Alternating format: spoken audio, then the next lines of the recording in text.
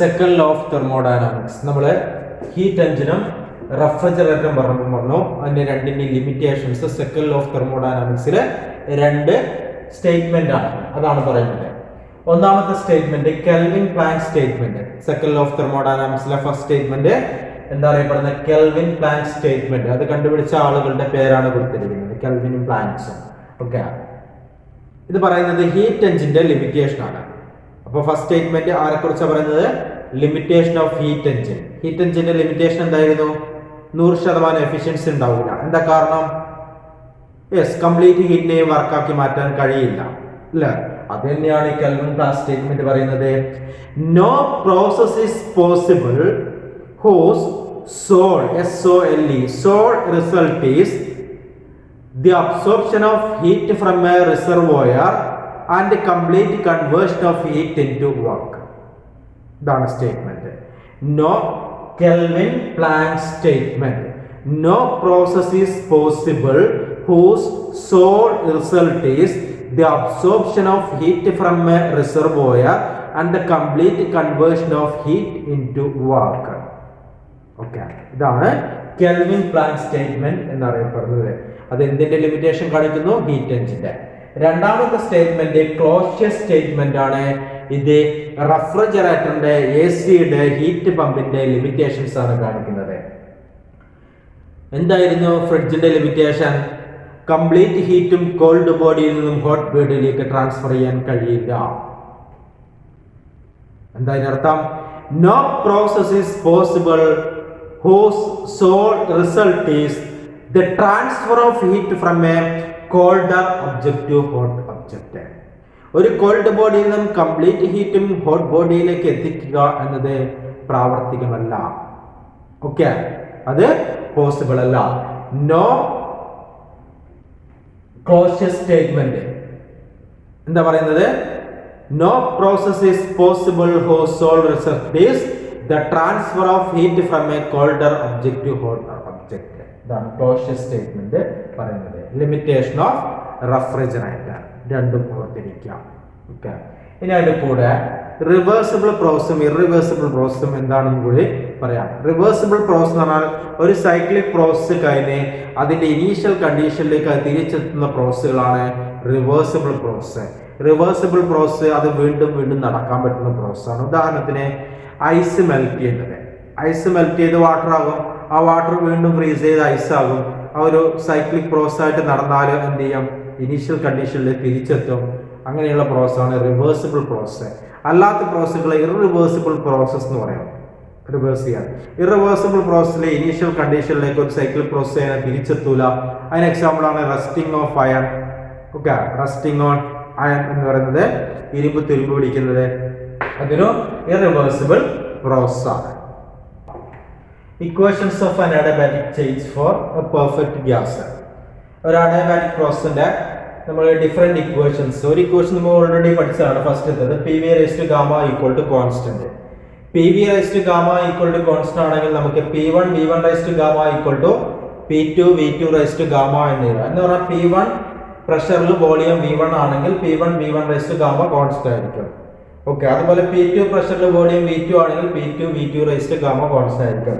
എന്ന് പറഞ്ഞാല് ഈ P1 പ്രഷറിൽ വോളിയം V2 ആണെങ്കിൽ നമ്മൾ ഇക്വേഷൻ ചെയ്താ P1 V2 raised to gamma equal to constant എന്നാണ്.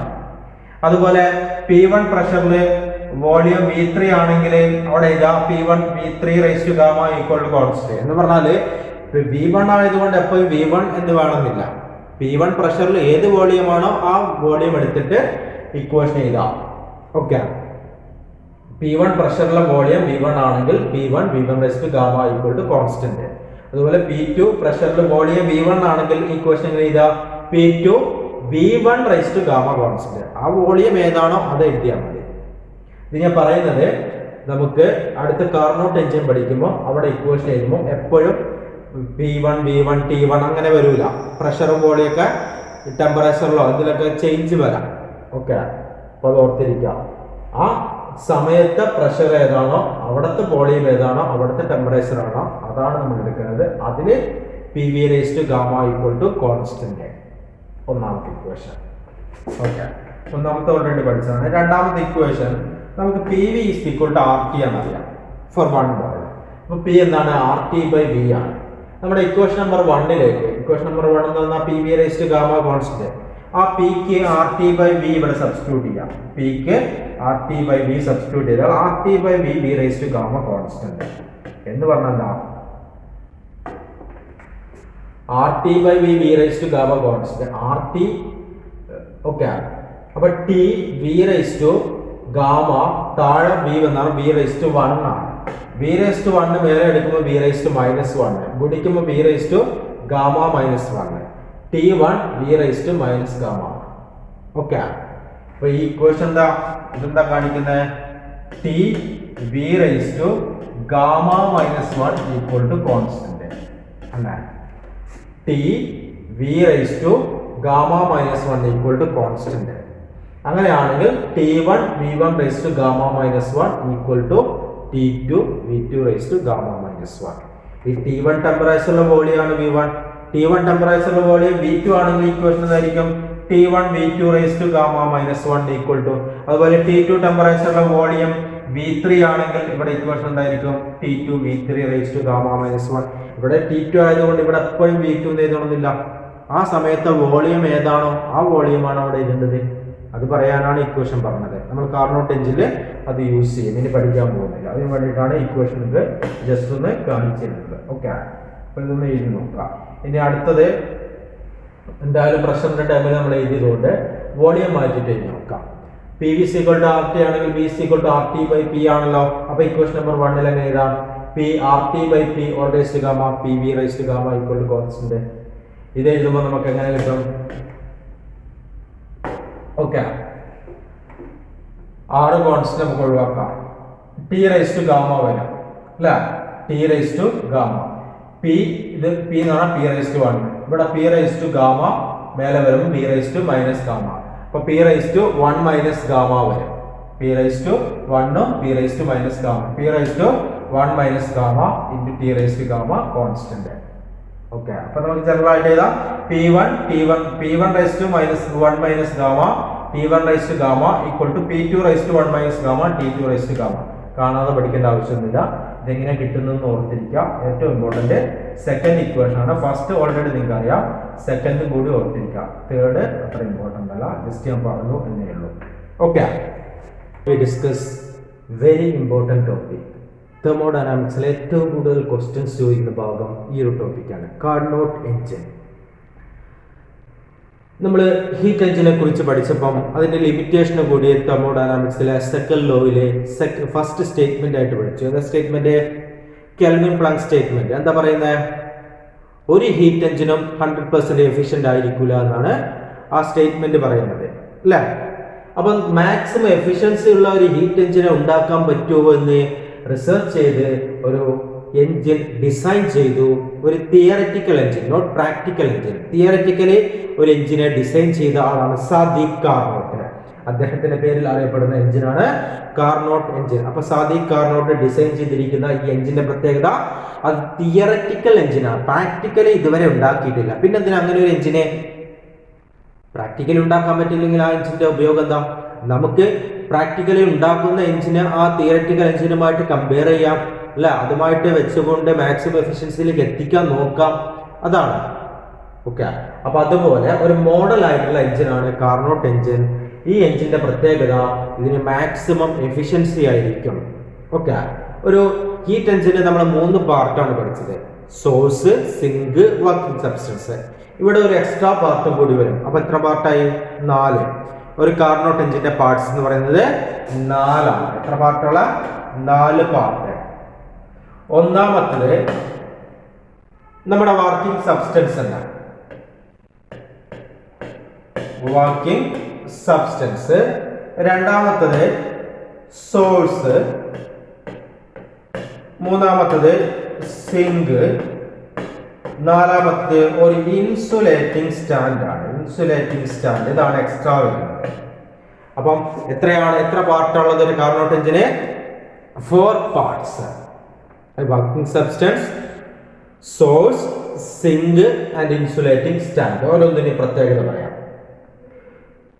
സോഴ്സ് നമ്മൾ സാധാരണ സോഴ്സ് ഹീറ്റ് എഞ്ചിന്റെ സോഴ്സ് പോലെ തന്നെ സോഴ്സ് എന്താണ് ഹൈ ടെമ്പറേച്ചർ ഉള്ള ഒരു സോഴ്സ് ആയിരിക്കും, ഇൻഫിനിറ്റ് ഹീറ്റ് കപ്പാസിറ്റി ഉണ്ടായിരിക്കും. Okay, source sink low temperature T2ലാണ് കെപ്റ്റ് ചെയ്യുന്നത്, അതിനും നല്ല ഹീറ്റ് കപ്പാസിറ്റി ഉണ്ടായിരിക്കും. ഓക്കെ, ഒരു ഇൻസുലേറ്റിംഗ് സ്റ്റാൻഡ് ഉണ്ട്, അതിന്റെ ഉപയോഗം നമുക്ക് ഇതിന്റെ വർക്കിംഗ് പറയുമ്പോൾ പറയാം. ഇനി വർക്കിംഗ് സബ്സ്റ്റൻസ് എന്ന് പറയുന്നത് ഒരു സിലിണ്ടർ കണ്ടെയ്നിങ് ഗ്യാസ്. ആ സിലിണ്ടറിനകത്ത് എടുത്തിരിക്കുന്ന വർക്കിംഗ് സബ്സ്റ്റൻസ് ഐഡിയൽ ഗ്യാസ് ആണ്. എന്താണ്? Ideal gas. ഓക്കെ, അപ്പൊ ഒരു കാർനോട്ട് എഞ്ചിന്റെ വർക്കിംഗ് സബ്സ്റ്റൻസ് എന്താണ്? ഐഡിയൽ ഗ്യാസ് ആണ്. ആ ഐഡിയൽ ഗ്യാസ് എടുത്തിരിക്കുന്ന സിലിണ്ടറിന് ഒരു പ്രത്യേകതയുണ്ട്. അതിന്റെ ഈ വോൾസ് നോക്കി, ഈ വോൾസ് ഒക്കെ അത് ഇൻസുലേറ്റിംഗ് വോൾസ് ആണ്, പെർഫെക്റ്റ്ലി ഇൻസുലേറ്റിംഗ് വോൾസ് അല്ലെങ്കിൽ അഡിയബാറ്റിക് വോൾ ആണ്. അതിലൂടെ എന്ത് ചെയ്യില്ല, എനർജി പുറത്തേക്ക് പോകത്തില്ല. പക്ഷെ അതിന്റെ ബേസ്, ഈ ബേസ് കണ്ടക്ടിങ് ആണ്. ബേസ് കണ്ടക്ടിങ് ആണ്, perfectly conducting base and perfectly insulating wall ഉള്ള ഒരു കണ്ടെയ്നറിനകത്ത് ഐഡിയൽ ഗ്യാസ്, അതാണ് ഈ ഐഡിയൽ ഹീറ്റ് എഞ്ചിൻ അഥവാ കാർനോട്ട് എഞ്ചിന്റെ വർക്കിംഗ് സബ്സ്റ്റൻസ്.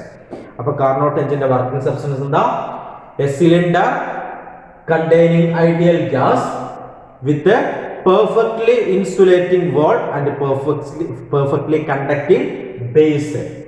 ഈ പെർഫെക്റ്റ്ലി കണ്ടക്ടിംഗ് ബേസ് നമ്മൾ ഇൻസുലേറ്റിംഗ് സ്റ്റാൻഡിന്റെ മേലെ വെച്ച് കഴിഞ്ഞാൽ ഇതിന്റെ എല്ലാ ഭാഗവും എന്തായി? ഇൻസുലേറ്റിംഗ് ആയി. അപ്പൊ അവിടെ ഏത് പ്രോസസ്സുകളായിരിക്കും നടക്കുക? എല്ലാ ഭാഗവും ഇൻസുലേറ്റിംഗ് ആയാൽ അതിൽ എനർജി പുറത്തേക്ക് പോകില്ല. No heat enters or leaves the system. അങ്ങനെയുള്ള പ്രോസസ്സുകളാണ് തെർമോഡൈനാമിക് പ്രോസസ്സാണ് ഇൻസുലേറ്റിംഗ് സ്റ്റാൻഡിന്റെ മേലെ വെച്ചാൽ നടക്കുന്ന പ്രോസസ്സുകൾ. അപ്പൊ അതേത് പ്രോസസ്സാ? അഡിയബാറ്റിക് പ്രോസസ് ആയിരിക്കും. ഓക്കെ, അപ്പൊ ഇൻസുലേറ്റിംഗ് സ്റ്റാൻഡ് നമ്മൾ ഉപയോഗിക്കുന്നത് ഈ അഡിയബാറ്റിക് പ്രോസസ്സ്, അതായത് അഡിയബാറ്റിക് എക്സ്പാൻഷനും അഡിയബാറ്റിക് കംപ്രഷനും നടത്താൻ വേണ്ടിയാണ്. ഓക്കെ, അപ്പൊ നമുക്ക് ഇതിന്റെ വർക്കിംഗ് പറയുന്നതിന് മുമ്പ് ഒരു കാർനോട്ട് സൈക്കിൾ നോക്കാം. ഏറ്റവും ഇമ്പോർട്ടൻ്റ് ആയിട്ടുള്ളതാണ് കാർനോട്ട് സൈക്കിൾ. കാർനോട്ട് സൈക്കിൾ എന്ന് പറഞ്ഞാൽ ഈ കാർനോട്ട് എഞ്ചിന്റെ PV ഡയഗ്രാം ആണ്. ഇതിൽ 4 പ്രോസസ്സുകൾ നടക്കുമ്പോൾ ഒരു സൈക്ലിക് പ്രോസസ് ആണ്. നമ്മൾ അഡിയബാറ്റിക്കും ഐസോതെർമലും പഠിച്ചപ്പം ഞാൻ പറഞ്ഞ ഒരു ഗ്രാഫ് വരച്ചു തന്നു, അതേ ഗ്രാഫ് തന്നെയാണ് ഇവിടെ വരക്കാൻ പോകുന്നത്. ആ 4 പ്രോസസ്സുകൾ ഇവിടെ നടക്കും. ഒന്ന് ഐസോതെർമൽ എക്സ്പാൻഷൻ നടക്കും, 2 അഡിയബാറ്റിക് എക്സ്പാൻഷൻ നടക്കും, 3 ഐസോതെർമൽ കംപ്രഷൻ നടക്കും, 4 അഡിയബാറ്റിക് കംപ്രഷൻ നടക്കും. ഇതാണ് 4 പ്രോസസ്സുകൾ.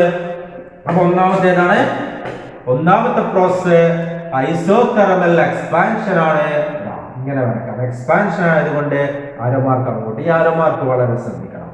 അങ്ങോട്ടേക്ക് എക്സ്പാൻഷൻ, ഇങ്ങോട്ടേക്ക് കംപ്രഷൻ.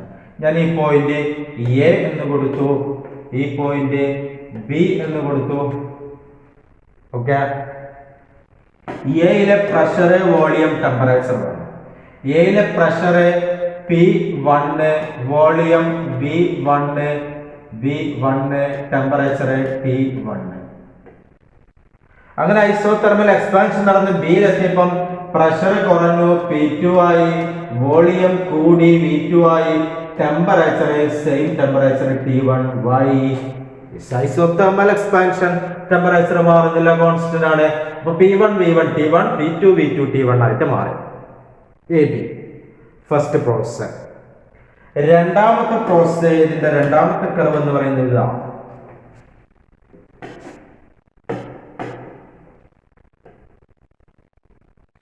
BC. ആ സിയിലെത്തുമ്പോൾ ഈ പ്രോസസ് ഇങ്ങോട്ടേക്ക് തന്നെയാണ്. ആരാ മാർക്ക്? എക്സ്പാൻഷൻ ആണ്. ഇതിനേക്കാളും സ്റ്റീപ്പ് ആയതുകൊണ്ട് ഏത് പ്രോസസ്സാണ്? അഡിയബാറ്റിക് ആണ്. അപ്പൊ അഡിയബാറ്റിക് എക്സ്പാൻഷൻ ആണ് രണ്ടാമത്തെ പ്രോസസ്സ്. ഈ അഡിയബാറ്റിക് എക്സ്പാൻഷൻ നടന്നാലോ? അഡിയബാറ്റിക് എക്സ്പാൻഷൻ നടന്നു കഴിഞ്ഞാൽ പ്രഷർ വീണ്ടും കുറയും, P3 ആകും. പ്രഷർ എന്തായി? P3. വോളിയം V3 കൂടി, ടെമ്പറേച്ചർ T2 ആയി. അഡിയബാറ്റിക് ആയിട്ട് എക്സ്പാൻഷൻ നടന്നു കഴിഞ്ഞാൽ പിന്നെ ടെമ്പറേച്ചർ കുറയും. അങ്ങനെ ടെമ്പറേച്ചർ കുറഞ്ഞ എവിടെത്തും? T2-ലെത്തും. T2 എന്നുള്ള ടെമ്പറേച്ചറിലെത്തും. ഓക്കെ, അത് രണ്ടാമത്തെ പ്രോസസ്സ്. ഇതെങ്ങനെയാണ് നടക്കുന്നത് വീണ്ടും ഞാൻ എക്സ്പ്ലെയിൻ ചെയ്യും. ഇനി മൂന്നാമത്തെ പ്രോസസ്സ്. ഇതേതാ പ്രോസസ്സ്? ഇങ്ങോട്ടേക്ക് വരുമ്പോൾ കംപ്രഷൻ ആണ് അല്ലേ? ഏത് കംപ്രഷൻ ആണ്? Isothermal compression. ഐസോതെർമൽ കംപ്രഷൻ ആണ് ഈ പ്രോസസ്സ്. അങ്ങനെ സി ഡി ഡിയിലെത്തി. ഓക്കെ, ABCD ഡിയിലെത്തി. അങ്ങനെ ഡിയിലെത്തുമ്പോഴേക്കും അതിന്റെ പ്രഷർ വീണ്ടും കൂടുകയാണ് ചെയ്യുന്നത്. പ്രഷർ കൂടിയിട്ട് P3 ആയി, P4 ആയി. P4 വോളിയം കുറയുന്നു അല്ല, ഇങ്ങോട്ട് വരും കംപ്രഷൻ ആണ്, വോളിയം കുറയുന്നു, പുതിയ വോളിയം V4. ടെമ്പറേച്ചറോ ഐസോതെർമൽ കംപ്രഷൻ ആണ്, ടെമ്പറേച്ചർ മാറാൻ പാടില്ല, ടെമ്പറേച്ചർ T2 തന്നെ. ഓക്കെ, ഇനി ലാസ്റ്റ് പ്രോസസ് DA. ഇവിടെ നിന്ന് ഇങ്ങോട്ടേക്കാണ് ആരോ മാർക്ക് ഉണ്ടാവും. ഇങ്ങനെ ആരോ മാർക്ക് വരുമ്പോൾ വോളിയം ഇങ്ങോട്ട് കുറയുന്നു. അപ്പൊ അത് കംപ്രഷൻ ആണ്. ഏത് കംപ്രഷൻ ആണ്? സ്റ്റീപ്പ് ആണ്. അപ്പം അഡിയബാറ്റിക് കംപ്രഷൻ ആണ് നാലാമത്തെ പ്രോസസ്, അഡിയബാറ്റിക് കംപ്രഷൻ. അപ്പൊ ഇതാണ് നമ്മുടെ കാർനോട്ട് സൈക്കിൾ എന്ന് പറയുന്നത്. ഒന്നുകൂടി ഞാൻ എക്സ്പ്ലെയിൻ ചെയ്താൽ very very important. 4 പ്രോസസ്സുകളാണ് ABC CD DA. ഈ 4 പ്രോസസ്സിൽ 2 എണ്ണം ഐസോതെർമലും 2 എണ്ണം അഡിയബാറ്റിക്കും, 2 എണ്ണം എക്സ്പാൻഷനും 2 എണ്ണം കംപ്രഷനും. അത്രയും ഓർത്തിരിക്കണം. ഓക്കെ, അപ്പൊ ഫസ്റ്റ് എ എന്ന് ബി വരെ, AB എന്ന് പറയുന്നത് isothermal expansion, B1 V1 T1 temperature volume pressure, അത് P2 V2 T1 ടെമ്പറേച്ചർ ഇവിടെ മാറാൻ പാടില്ല ഐസോതെർമൽ ആയതുകൊണ്ട്. ഓക്കെ, രണ്ടാമത്തെ BC എന്ന് പറയുന്നത് അഡിയബാറ്റിക് എക്സ്പാൻഷൻ ആണ്. അങ്ങോട്ടേക്കുള്ള പ്രോസസ് ഒക്കെ എക്സ്പാൻഷൻ, ഇങ്ങോട്ട് വരുന്നതൊക്കെ കംപ്രഷൻ. അപ്പൊ ആദ്യത്തെ രണ്ടും എക്സ്പാൻഷൻ ആണ്. അഡിയബാറ്റിക് എക്സ്പാൻഷൻ നടന്നു, പ്രഷർ P2 P3 ആയി, വോളിയം V2 V3 ആയി, ടെമ്പറേച്ചർ T1 T2 ആയിട്ട് കുറഞ്ഞു. അഡിയബാറ്റിക് എക്സ്പാൻഷൻ ആണ്, ടെമ്പറേച്ചർ എന്ത് ചെയ്യും? കുറയും. ഓക്കെ, ഇനി മൂന്നാമത്തെ പ്രോസസ് CD എന്ന് പറയുന്നത് ഐസോതെർമൽ കംപ്രഷൻ ആണ്. ഐസോതെർമൽ ആയതുകൊണ്ട് ടെമ്പറേച്ചർ മാറാൻ പാടില്ല. അപ്പൊ കംപ്രഷൻ നടന്ന് പ്രഷർ കൂടി P4, വോളിയം കുറഞ്ഞു B4, ടെമ്പറേച്ചർ സെയിം T2 ഡിയിലെ. അപ്പൊ ഇവിടെ P4 V4 T2 എന്ന് എഴുതണം. ഇവിടെ P2 V2 P3 V3 T2 അത് തെറ്റിക്കാതെ എഴുതാം.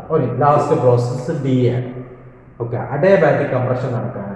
അഡിയബാറ്റിക് കംപ്രഷൻ നടന്നു കഴിഞ്ഞാൽ കംപ്രഷൻ ആണ്, പ്രഷർ വീണ്ടും കൂടി ഇനീഷ്യൽ പ്രഷർ T1ലേക്ക് എത്തും, വോളിയം വീണ്ടും കുറഞ്ഞ് ഇനീഷ്യൽ വോളിയം V1ലേക്ക് എത്തും, ടെമ്പറേച്ചർ T2. അഡിയബാറ്റിക് കംപ്രഷൻ, ഈ ഹീറ്റ് പുറത്തു പോകാതെ കംപ്രസ് ചെയ്ത് കഴിഞ്ഞാൽ ടെമ്പറേച്ചർ കൂടുകയാണ് ചെയ്യുക. അങ്ങനെ T2 എന്നുള്ള ടെമ്പറേച്ചർ T1 എന്നുള്ള ഇനീഷ്യൽ ടെമ്പറേച്ചറിലേക്ക് എത്തും. ഓക്കെ, ഇതാണ് 4 പ്രോസസ്സുകൾ. അപ്പൊ ഈ സൈക്കിള് കാർനോട്ട് സൈക്കിള് വരച്ച് അല്ലെങ്കിൽ indicator diagram, so called PV diagram, pressure volume diagram, PV diagram, Carnot cycle, indicator diagram എന്നൊക്കെ അറിയപ്പെടുന്നതാണ്. അപ്പൊ ഏത് ചോദിച്ചാലും ഇതാണ് നിങ്ങൾ വരയ്ക്കുന്നത്. ഇത് വരച്ചിട്ട് 4 പ്രോസസ്സും എഴുതാൻ ചോദിക്കും. അപ്പൊ AB വരച്ചിട്ട് എഴുതാം. AB എഴുതിയിട്ട് isothermal expansion, 1 AB isothermal expansion, 2 BC adiabatic expansion, 3 CD isothermal compression, 4 DA adiabatic compression. ഈ 4 പേരും എഴുതി വെക്കാം. ഓക്കെ, ഇനി ഈ പ്രോസസ്സ് നമ്മൾ ഈ സിസ്റ്റത്തിൽ എങ്ങനെ നടക്കുന്നത് കൂടി പറഞ്ഞുതരാം. എന്നിട്ട് അതിനെ വർക്ക് ഇടന്നും കൂടിയില്ല. ഒന്നാമത്തെ പ്രോസസ് ഐസോതെർമൽ എക്സ്പാൻഷൻ അല്ലേ? ഐസോതെർമൽ എക്സ്പാൻഷൻ നടക്കുന്നത് എങ്ങനെയാണ്? ഈ ഐഡിയൽ ഗ്യാസ് ഉൾപ്പെടുന്ന ഈ സിലിണ്ടറിന് സോഴ്സിലെ വെക്കാം. T1 ടെമ്പറേച്ചർ, ഹൈ ടെമ്പറേച്ചറുള്ള സോഴ്സിന്റെ മേലെ ഇതിനെ കൊണ്ട് വെക്കാം. അപ്പൊ ഈ ഭാഗം കണ്ടക്ടിങ് ആയതുകൊണ്ട് ഇതിലൂടെ Q1 amount of heat absorb ചെയ്യും. Q1 എമൗണ്ട് ഓഫ് ഹീറ്റ് അത് അബ്സോർബ് ചെയ്തിട്ട് ഈ ഐഡിയൽ ഗ്യാസ് എക്സ്പാൻഡ് ചെയ്യും. ഓക്കെ, ഗ്യാസ് എക്സ്പാൻഡ് ചെയ്യും. അപ്പൊ എക്സ്പാൻഷൻ നടക്കും. ഐസോതെർമൽ വളരെ പതുക്കെയാണ് ഹീറ്റ് അബ്സോർബ് ചെയ്യുന്നത്. നമ്മൾ ക്വാസി സ്റ്റാറ്റിക് പ്രോസസ് പറഞ്ഞില്ലേ, അതുപോലെ പതുക്കെ ഹീറ്റ് അബ്സോർബ് ചെയ്താൽ എന്തായാലും ടെമ്പറേച്ചർ കോൺസ്റ്റന്റ് ആയിരിക്കും. T1 എന്നുള്ള കോൺസ്റ്റന്റ് ടെമ്പറേച്ചറിലാണ് ആ പ്രോസസ് നടക്കുന്നത്. അതുകൊണ്ടാണ് ഐസോതെർമൽ എക്സ്പാൻഷൻ എന്ന് പറയുന്നത്. ഓക്കെ, അങ്ങനെ ഐസോതെർമൽ എക്സ്പാൻഷൻ നടക്കും. അവിടെ അതൊരു വർക്ക് ചെയ്യും. ആ വർക്ക് അബ്സോർബ് ചെയ്ത ഹീറ്റ് Q1 ഈക്വൽ ആയിരിക്കും. അപ്പോൾ ഒന്നാമത്തെ പ്രോസസ്സ് ABയിലെ വർക്ക് ഡൺ എന്ന് പറയുന്നത് Q1 എന്ന അബ്സോർബ് ചെയ്ത ഹീറ്റിന് ഈക്വൽ ആയിരിക്കും WAB. ഓക്കെ, അത് ഐസോതെർമൽ എക്സ്പാൻഷൻ ആണ്. അപ്പൊ nRT1 log final volume V2 by initial volume V1 ആയിരിക്കും. ഒന്നാമത്തെ വർക്ക് ഡൺ കിട്ടി. Okay, first process. ഇനി രണ്ടാമത്തെ പ്രോസസ് നടക്കുന്നത് ഈ സോഴ്സിന്റെ മേലെ നിന്നും ഇൻസുലേറ്റിംഗ് സ്റ്റാൻഡിന്റെ മേലേക്ക് ഈ സിലിണ്ടറിനെ വെക്കുക. വർക്കിംഗ് സബ്സ്റ്റൻസ് ഇൻസുലേറ്റിംഗ് സ്റ്റാൻഡിന്റെ മേലെ വെച്ച് കഴിഞ്ഞാൽ എല്ലാ ഭാഗവും ഇൻസുലേറ്റിംഗ് ആണ്, അഡയബാറ്റിക് ആണ്. അതുകൊണ്ട് അവിടെ അഡയബാറ്റിക് എക്സ്പാൻഷൻ നടക്കും. ഇപ്പൊ നടന്നുകൊണ്ടിരിക്കുന്ന എക്സ്പാൻഷൻ കംപ്ലീറ്റ് ചെയ്യും വിത്ത് അഡയബാറ്റിക്കലി. അഡയബാറ്റിക് എക്സ്പാൻഷൻ നടന്നു കഴിഞ്ഞാൽ അവിടെ ടെമ്പറേച്ചർ എന്ത് ചെയ്യും? ടെമ്പറേച്ചർ കുറയും. ടെമ്പറേച്ചർ കുറഞ്ഞ് സിങ്കിന്റെ ടെമ്പറേച്ചർ T2 ഈക്വൽ ആകുന്നത് വരെ ആ എക്സ്പാൻഷൻ നടക്കും. ഓക്കെ, അപ്പോൾ അവിടെ നടക്കുന്ന വർക്ക് ഡൺ, അവിടെ ഉള്ള വർക്ക് ഡൺ എത്രയായിരിക്കും? രണ്ടാമത്തെ വർക്ക് ഡൺ WCD WBC എന്ന് പറയുന്നത് അഡയബാറ്റിക് വർക്കാണ്. അപ്പം NR into T1 minus T2 by gamma minus 1. Adiabatic work done നിങ്ങൾ പഠിച്ചിട്ടുണ്ട്. NR T1 minus T2 by gamma minus 1. Okay, adiabatic പ്രോസസ്സിന്റെ വർക്ക് ഡൺ എക്സ്പാൻഷൻ ആണ്. ഇങ്ങനെ കിട്ടി. ഇനി മൂന്നാമത്തെ പ്രോസസ്സ്, ഇവിടുന്ന് എക്സ്പാൻഷൻ കംപ്ലീറ്റ് ചെയ്തു. ഇനി സിലിണ്ടറിനെ സിങ്കിന്റെ മേലെ വെക്കാം. സിങ്കിന്റെ മേലെ കൊണ്ട് വെച്ച് കഴിഞ്ഞാൽ വീണ്ടും ഈ കണ്ടക്ടിങ് ബേസിലൂടെ നിന്നും ഹീറ്റ് ഇങ്ങോട്ടേക്ക് റിലീസ് ചെയ്യും. സിങ്ക് ഹീറ്റ് അബ്സോർബ് ചെയ്യാനുള്ള ആളാണ്. അപ്പൊ അതിലേക്ക് Q2 എമൗണ്ട് ഓഫ് ഹീറ്റ് ആണ് റിലീസ് ചെയ്യുക. എത്ര ഹീറ്റ് റിലീസ് ചെയ്യും? Q2 എമൗണ്ട് ഓഫ് ഹീറ്റ് ഈ സിങ്കിലേക്ക് റിലീസ് ചെയ്യും. അതിന്റെ ടെമ്പറേച്ചർ T2 ആണ്. അപ്പൊ സെയിം ടെമ്പറേച്ചർ ആയതുകൊണ്ട് ഏത് പ്രോസസ്സാണ്? ഐസോതെർമൽ. ഹീറ്റ് റിലീസ് ചെയ്യുമ്പോൾ പിസ്റ്റൺ താഴേക്ക് വരും, കംപ്രസ് ചെയ്യും. അതുകൊണ്ട് ഐസോതെർമൽ കംപ്രഷൻ നടക്കും. സ്ലോ ആയിട്ട് നടക്കുന്ന പ്രോസസ് ആണ്. അങ്ങനെ ഐസോതെർമൽ പ്രോസസ് നടക്കും, ഐസോതെർമൽ കംപ്രഷൻ നടക്കും. ഓക്കെ, അവിടെയുള്ള വർക്ക് ഡൺ തന്നെ മൂന്നാമത്തെ work done. WCD equal to NR T2 temperature T2 log ഏത് ലോഗാ? നാച്ചുറൽ ലോഗാണ്. ഇവിടെയും natural log V2 V3 temperature ഏതാ? വോളിയം V3 V4 ആകാണ്. Log V3 V4 by V3 ആണ് കണ്ടത്. V4 by V3 final volume V4 അല്ല. സൈക്കിൾ നോക്ക്.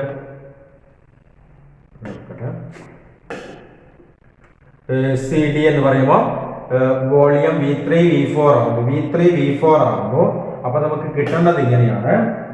ലോഗ് V4 by V3 അല്ലേ? ഈ V4 by V3 ഞാൻ V3 by V4 എഴുതാൻ പോവാണ്. V3 by V4 എന്ന് എഴുതുകയാണെങ്കിൽ ഇവിടെ ഒരു മൈനസ് കൊടുത്താൽ മതി. Log V3 by V4 log V4 by V3 ആണ് വരിക. NRT2 log V4 by V3. അത് V3 by V4 ആക്കി കഴിഞ്ഞാൽ എന്ത് കൊടുത്താൽ മതി? ഒരു മൈനസ് കൊടുത്താൽ മതി. ഓക്കെ, അപ്പൊ minus NRT2 log V3 by V4 എന്ന് എഴുതാം. ഈ വർക്കാണ് ഇക്വേഷൻ. ഓക്കെ, ഇനി നാലാമത്തെ പ്രോസസ്.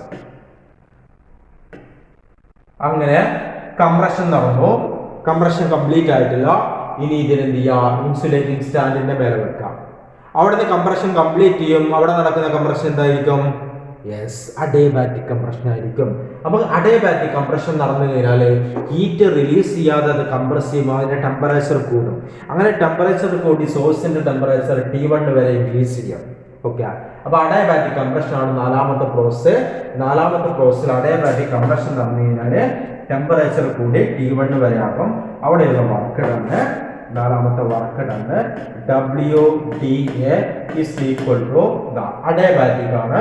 അപ്പൊ NR ടെമ്പറേച്ചർ T2 T1 പോകുന്നത് T2 minus T1 by gamma minus 1.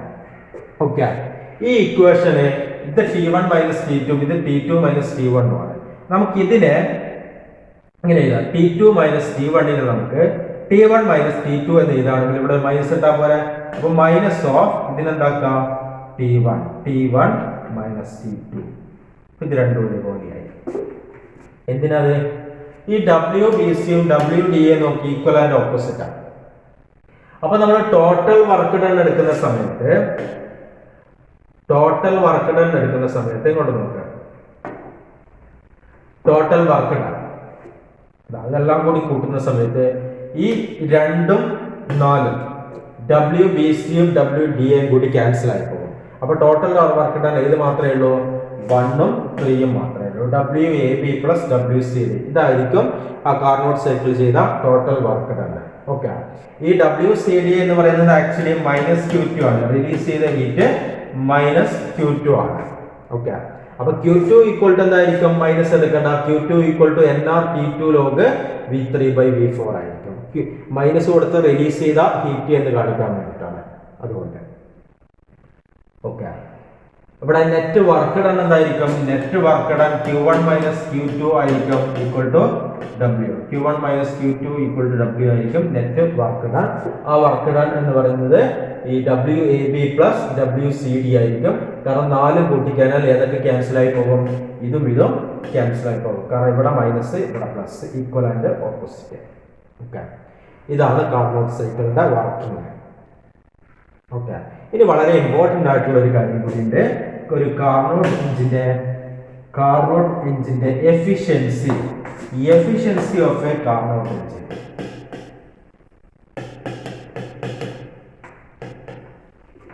Efficiency of a Carnot engine very important. നമ്മൾ ഹീറ്റ് എഞ്ചിന്റെ എഫിഷ്യൻസി പഠിച്ചു.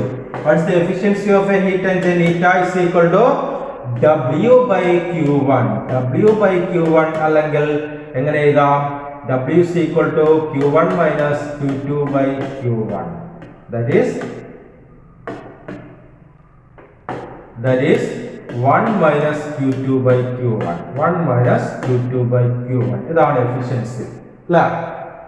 ഇത് നമ്മൾ കാർനോട്ട് എഞ്ചിന്റെ കേസിലേക്ക് എടുക്കുമ്പോൾ Q1 എന്താണ്, Q2 എന്താണ് കണ്ടുപിടിക്കാൻ പാടില്ല.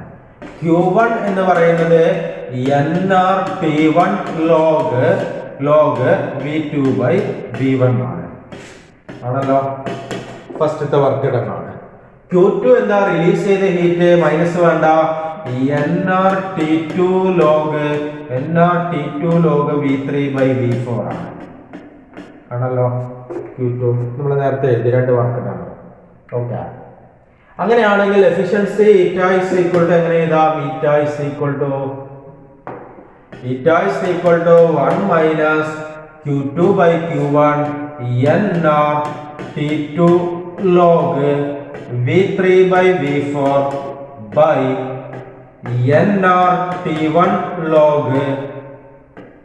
Log V2/V1.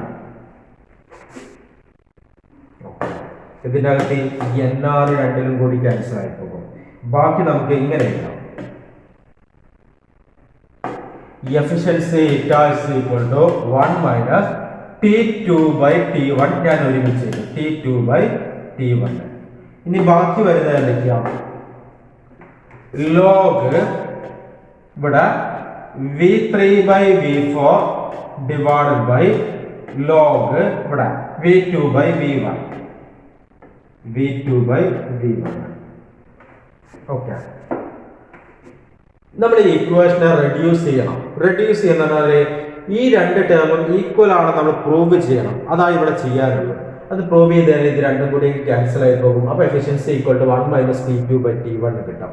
അതാണ് കാർനോട്ട് എഞ്ചിന്റെ efficiency. Eta is equal to 1 minus T2/T1. അപ്പോൾ ഇത് ഈക്വൽ ആണെന്ന് പ്രൂവ് ചെയ്യണം. അത് നമ്മൾ കാർനോട്ട് സൈക്കിൾ വെച്ചാണ് പ്രൂവ് ചെയ്യുന്നത്.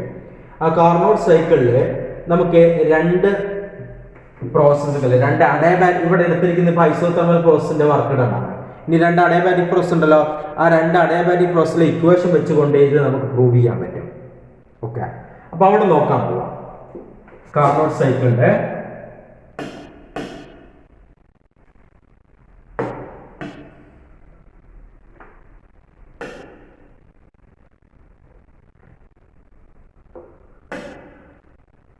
കാർനോട്ട് സൈക്കിൾ ഇതാ. ഈ കാർനോട്ട് സൈക്കിള് BC എന്നുള്ള പ്രോസസ് നോക്ക്. BC എന്നുള്ള അഡയബാറ്റിക് പ്രോസസ് നമ്മൾ എടുക്കാം. നോക്കിക്കോ,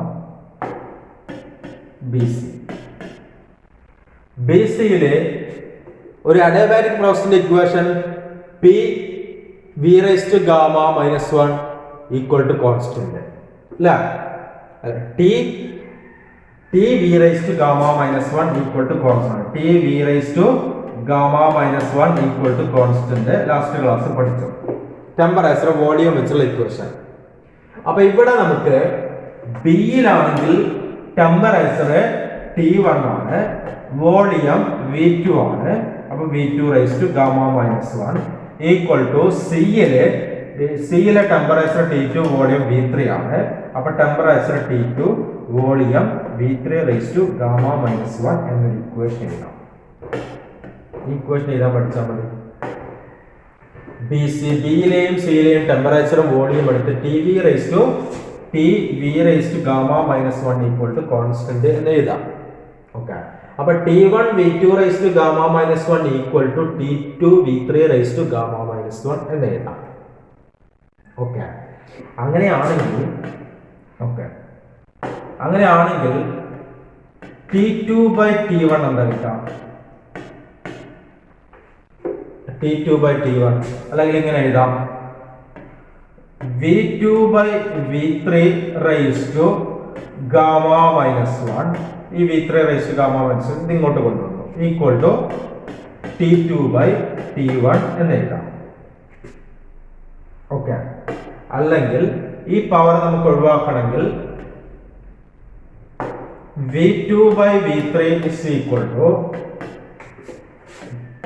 T2 by T1 raised to 1 by gamma minus 1 എന്ന് എഴുതാം.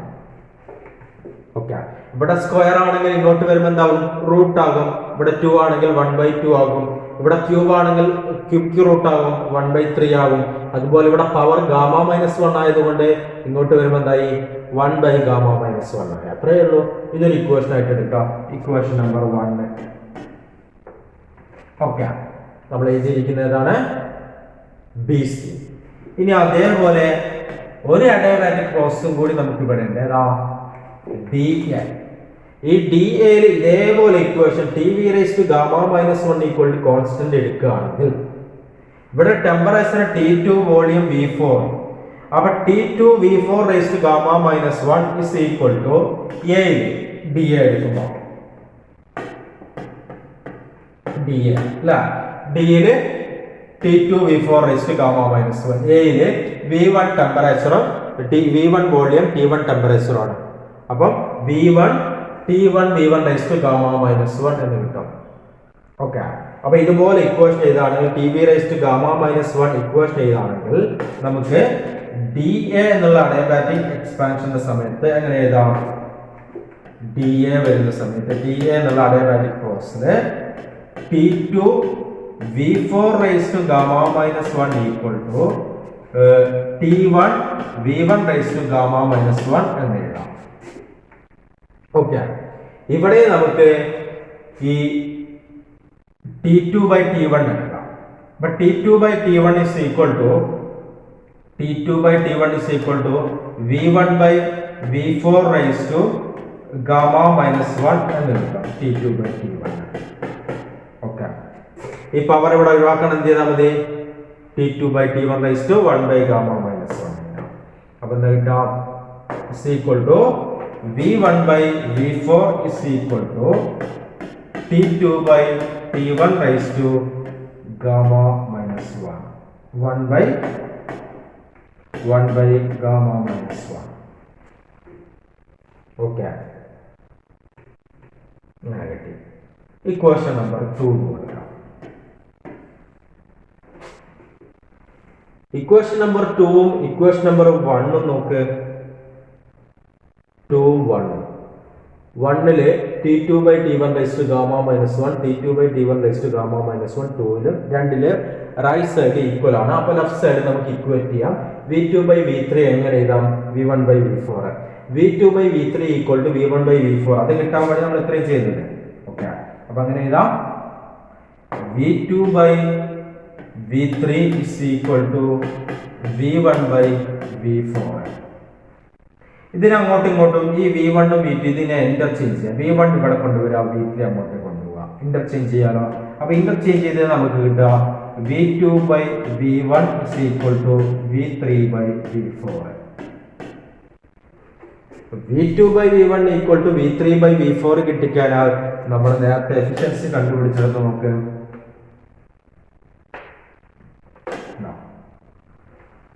efficiency equal to 1 minus T2 by T1 log V3 by V4 by log V2 by V1. അപ്പോൾ V3 by V4 equal to V2 by V1 ആയതുകൊണ്ട് ഈ രണ്ട് term എന്തായി പോകും? Equal ആണ്, cancel ആയി പോകും. അപ്പോൾ എഫിഷ്യൻസി ഇസ് ഈക്വൽ ടു നമുക്ക് എന്താ കിട്ടുക? Efficiency eta is equal to 1 minus T2 by T1 എന്ന് കിട്ടും. This the efficiency of a Carnot engine. ഒരു കാർനോട്ട് എഞ്ചിന്റെ എഫിഷ്യൻസി എന്ന് പറയുന്നത് 1 minus T2 by T1 ആയിരിക്കും. ഓക്കെ, ഒരു ഹീറ്റ് എഞ്ചിന്റെ എഫിഷ്യൻസി എന്തായിരുന്നു? 1 minus Q2 by Q1. ആ ടെമ്പറേച്ചറിന്റെ ടേമിലേക്ക് അതിനെ മാറ്റി കിട്ടി. Q1 Q2 ആ ഹീറ്റ് റിലീസ് അബ്സോർബ് അതിനെ എന്തിലേക്ക് മാറ്റി? സിങ്കിന്റെ സോഴ്സിന്റെ ടെമ്പറേച്ചർ T1 T2യിലേക്ക് മാറ്റി കിട്ടി. അപ്പൊ നമുക്ക് മാക്സിമം എഫിഷ്യൻസി കിട്ടണമെങ്കിൽ T2 എന്നുള്ള ടെമ്പറേച്ചർ മാക്സിമം കുറച്ച് വെക്കുക, T1 എന്നുള്ള ടെമ്പറേച്ചർ കൂട്ടി വെക്കുക. അപ്പൊ നമുക്ക് എഫിഷ്യൻസി ഓഫ് ദ എഞ്ചിൻ എടുക്കാൻ പറ്റും. ഓക്കെ, അപ്പം എഫിഷ്യൻസി ഒരു കാർനോട്ട് എഞ്ചിന്റെ എഫിഷ്യൻസി എന്താണ്? Eta is equal to 1 minus T2 by T1. ഈ രണ്ട് ഇക്വേഷനും കൂടി കമ്പയർ ചെയ്തിട്ടാണ് നമുക്ക് ഒരു കാർനോട്ട് എഞ്ചിനിൽ ഒരു ഇക്വേഷൻ എഴുതാം. കാർനോട്ട് എഞ്ചിന്റെ equation T2 by T1 is equal to Q2 by Q1. Okay, രണ്ടും കൂടി കമ്പയർ ചെയ്താൽ ഒരു കാർനോട്ട് എഞ്ചിനിൽ T2 by T1 equal to എന്തായിരിക്കും? Q2 by Q1 ആയിരിക്കും. ഓക്കെ, അപ്പൊ ഇത് വെച്ചുകൊണ്ട് നമുക്ക് ഏതെങ്കിലും ഒന്ന് അറിയില്ലെങ്കിൽ കണ്ടുപിടിക്കുകയൊക്കെ ചെയ്യാം, അങ്ങോട്ടും ഇങ്ങോട്ടും ഇന്റർചേഞ്ച് ചെയ്തിട്ട്. ഇതാണ് ഏറ്റവും ഇമ്പോർട്ടൻ്റ് ആയ ടോപ്പിക്കാണ് കാർനോട്ട് എഞ്ചിന്റെ എഫിഷ്യൻസി കണ്ടുപിടിക്കുന്നത്. ഒന്നുകൂടി ഞാൻ പറഞ്ഞാൽ കാർനോട്ട് എഞ്ചിന്റെ എഫിഷ്യൻസി കണ്ടുപിടിക്കുന്നത് വളരെ സിമ്പിൾ ആണ്. നമ്മളൊരു ഹീറ്റ് എഞ്ചിന്റെ efficiency eta is equal to W by Q1 ആണ്, അല്ലെങ്കിൽ 1 minus Q2 by Q1 ആണ്. ഈ Q2 Q1 നമ്മൾ കാർനോട്ട് സൈക്കിളിലെ പ്രോസസ്സിന് കിട്ടി. Q1 എന്ന് പറയുന്നത് NR T1 log V2 by V1 ആണ്. Q2 എന്ന് പറയുന്നത് NR T2 log V3 by V4 ആണ്. ആ സബ്സ്റ്റിറ്റ്യൂട്ട് ചെയ്യുമ്പോൾ eta is equal to 1 minus NR T2 log V3 by V4 by NR T1 log V2 by V1 കിട്ടും. അതിൻ്റെ അകത്ത് NR cancel ആയി പോകും. നമുക്ക് ഇക്വേഷൻ ഇങ്ങനെ എഴുതാം: eta is equal to 1 minus T2 by T1 log V3 by V4 by log V2 by V1 എന്ന് കിട്ടും. ഈ ടേം 0 ഈക്വൽ ആണെന്ന് നമ്മൾ പ്രൂവ് ചെയ്യാണ്. അത് കാർനോട്ട് സൈക്കിൾ വെച്ചുകൊണ്ടാണ് പ്രൂവ് ചെയ്യുന്നത്. അത് പ്രൂവ് ചെയ്ത് ഇത് രണ്ടും ക്യാൻസൽ ആയി കഴിഞ്ഞാൽ eta is equal to 1 minus T2 by T1 കിട്ടും. അത് പ്രൂവ് ചെയ്യുന്ന സ്റ്റെപ്പുകൾ സൈക്കിളിലെ BC എന്നുള്ള രണ്ട് അഡിയാബാറ്റിക് പ്രോസസ്സുകളാണുള്ളത്. ഏതൊക്കെയാ? BCയും DAയും. ആദ്യം BCയിലെ ഇക്വേഷൻ എഴുതാം. BCയിൽ ഏത് equation എഴുതണ്ട? TV raised to gamma minus 1 constant. TV raised